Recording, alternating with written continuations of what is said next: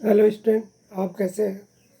आज जो पाठ पढ़ाने जा रहा हूँ उस पाठ का नाम माता का अंचल है, जिसको शिव पूजन सहाय ने लिखा है। यह कृतिका से लिया गया है। इस पाठ का सारांश और उससे संबंधित पाठ प्रश्न अभ्यास कराया जाएगा। सारांश इस प्रकार है। लेखक का नाम बचपन में तारकेश्वर नाथ था, किंतु पिताजी उसे बहुत प्रेम करते थे और प्रेम करने के कारण उनका नाम भोलानाथ था। घर परिवार के सभी लोग उनको भोलानाथ के नाम से जानते थे। वह हमेशा पिता के साथ रहते थे। प्रातः काल उठकर भोलानाथ को वह साथ में ही नहला धुलाकर पूजा पर बिठा लेते। पूजा पाठ करने के बाद राम नाम बही पर 1000 बार राम नाम लिखकर पाठ करने की पोथी के साथ बांधकर रख देते। कभी कभी बाबूजी और भोलानाथ के बीच कुश्ती भी होती।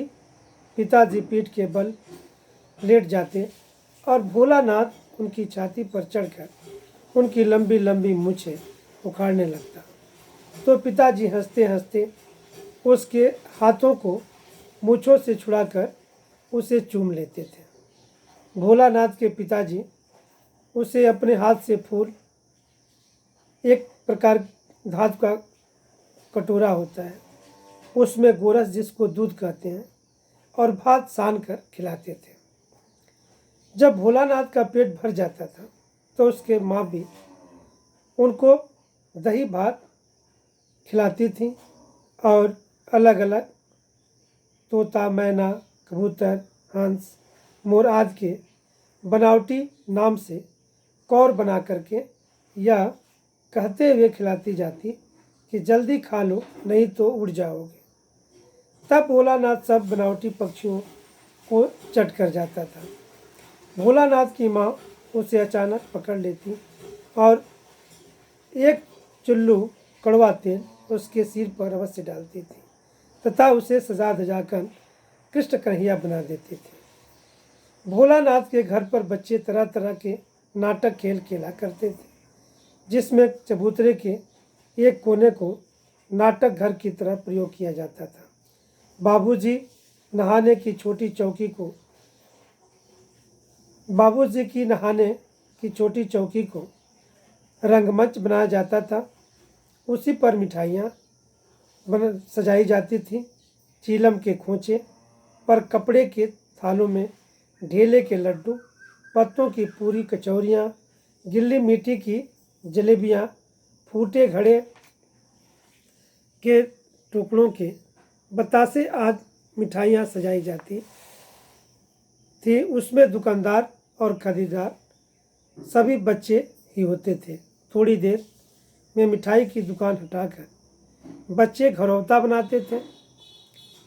धूल की मेड़, दीवार पंती और तिनकों का छप्पर, दातून के खंभे, दियासलाई की पेटियों के किवाड़ आदि इस प्रकार के अन्य सामानों से बच्चे ज्योनार दावत तैयार करते थे। जब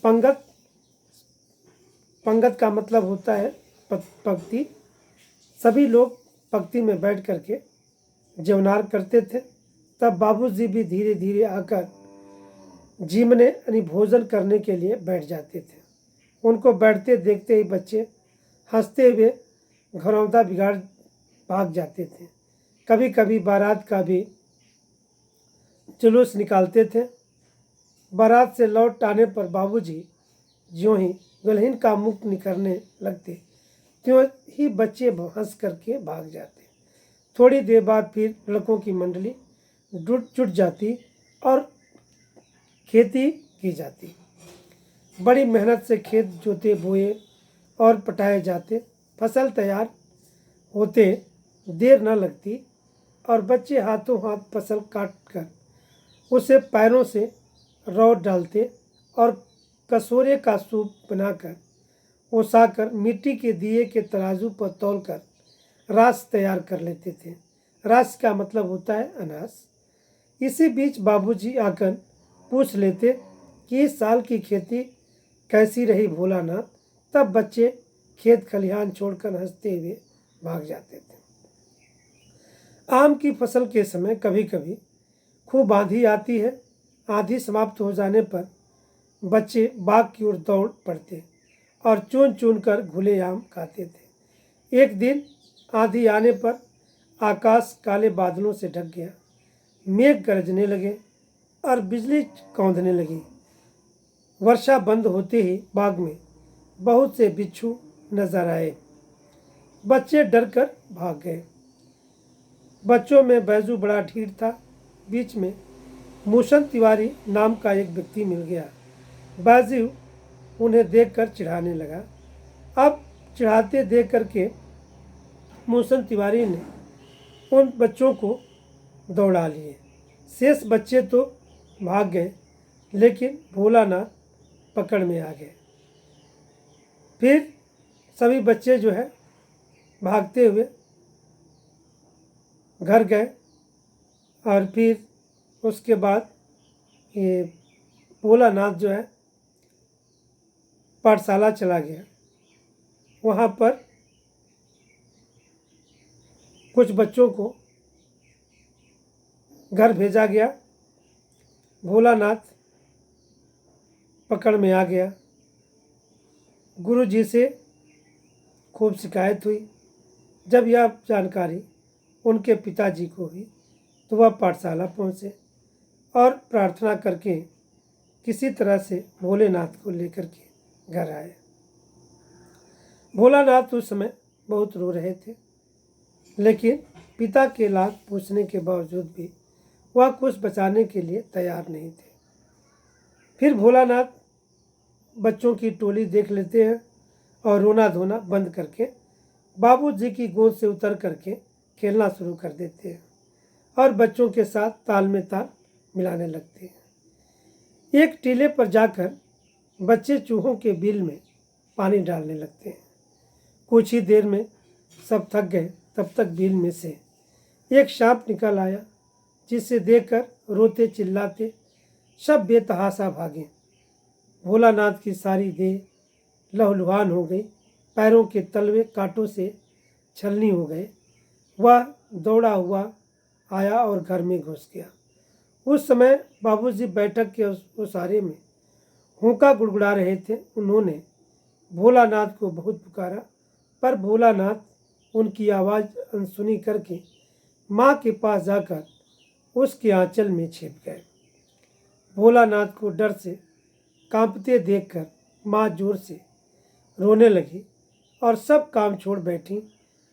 झटपट हल्दी पीसकर भोलानाथ के घाव पर थोपी गई।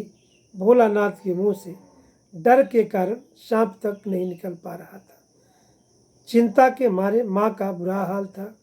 इस बीच बाबूजी ने आकर भोलानाथ को माँ की गोद से लेना चाहा, किंतु भोलानाथ ने माँ के आंचल को नहीं छोड़ा। तो ये पाठ का सारांश था और इसके बाद प्रश्न अभ्यास होता है। तो पाठ्य पुस्तक के प्रश्नोत्तर।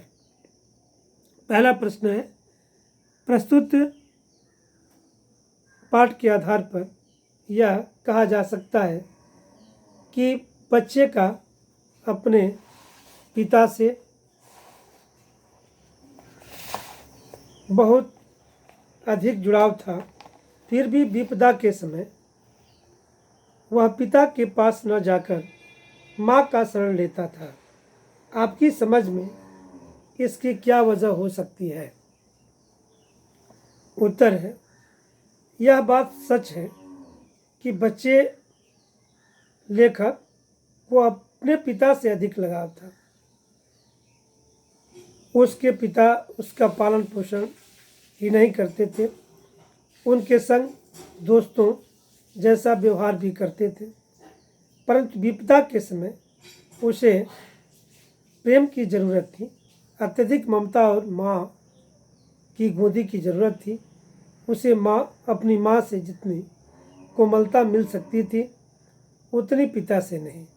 यही कारण है कि संकट में बच्चे को माँ या नानी याद आती है।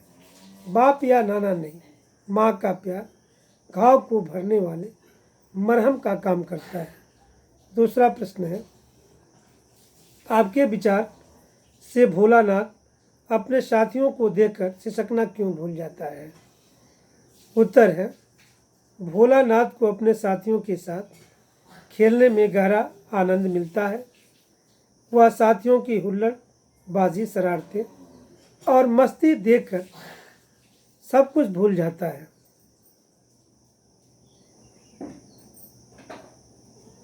सब कुछ भूल जाता है। उसी मग्नावस्था में वह सिसकना भी भूल जाता है। अगला पाठ है, भोलानाथ और उसके साथियों के खेल और खेलने की सामग्री आपके खेल और खेलने की सामग्री से किस प्रकार भिन्न है? आज ज़माना बदल चुका है।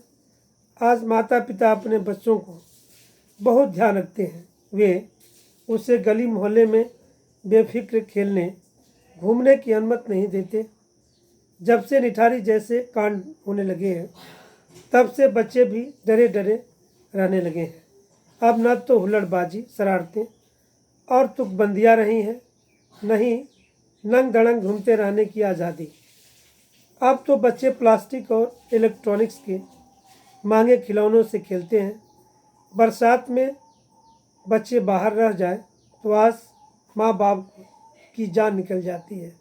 आज न कुएं रहे, न रहट, न खेती का शौक। इस रियाज का युग पहले की तुलना में अधिक बनावटी और रसहीन हो गया है। इसके बाद अगला प्रश्न है,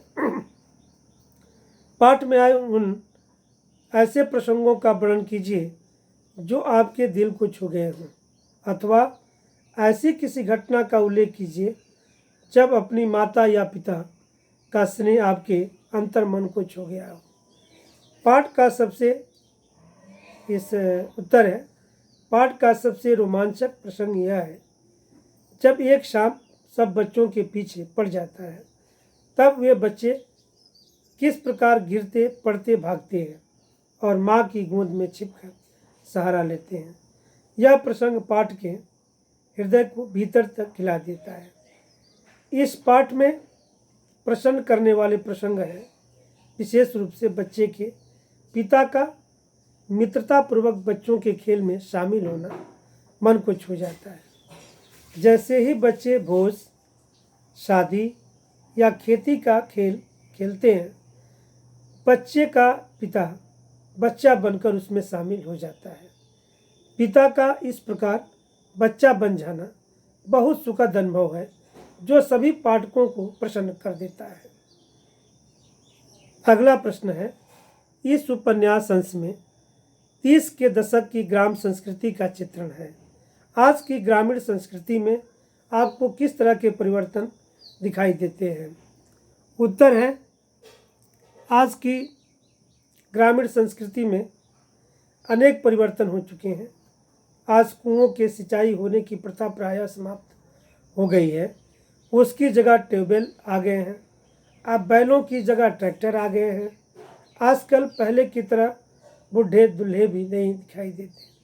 आज धीरे धीरे ग्रामीण अंचल मौज मस्ती और आनंद बनाने की चाल को भूलता जा रहा है। वहाँ भी भविष्य, प्रगति और पढ़ाई लिखाई का बोझ सिर पर चढ़कर बोलने लगा है। अगला प्रश्न है, इस पाठ में माता पिता का बच्चों के प्रति जो वात्सल्य व्यक्त हुआ है उसे अपने शब्दों में लिखिए। माता का अंचल पाठ में माता पिता के वात्सल्य का बहुत ही सरस और मनमोहक वर्णन हुआ है। बच्चे के माता पिता में मानो वात्सल्य की होड़ है। बच्चे के पिता अपने बच्चे से माँ जैसा प्यार करते हैं। वे बच्चे को अपने साथ सुलाते हैं, जगाते हैं, नहलाते धुलाते हैं और खाना भी खिलाते हैं। उन्हें यह सब करने में बहुत आनंद मिलता है। वे कभी अपने बच्चे को डांटते फटकारते नहीं। वे माँ यशोदा की तरह बच्चे की एक एक क्रीड़ा में पूरी रुचि लेते हैं। वे उसके एक एक खेल को मानो भगवान भोलानाथ की लीला मानकर साथ देते हैं। इसलिए वे हंसकर पूछते हैं, फिर कब भोज होगा भोलानाथ? इस साल की खेती कैसी रही भोलानाथ? पिता बच्चे से हर संभव प्रेम करते हैं, उसके साथ खेलते हैं, उससे जानबूझकर हारते हैं, फिर उसे चूमते हैं, कंधे पर बिठाकर घुमाते हैं।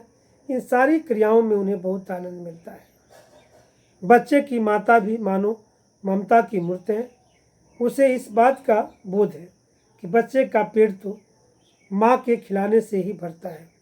उनका मन बच्चे को खिलाते पिलाते और पुचकारने दुलारने के लिए तरसता है।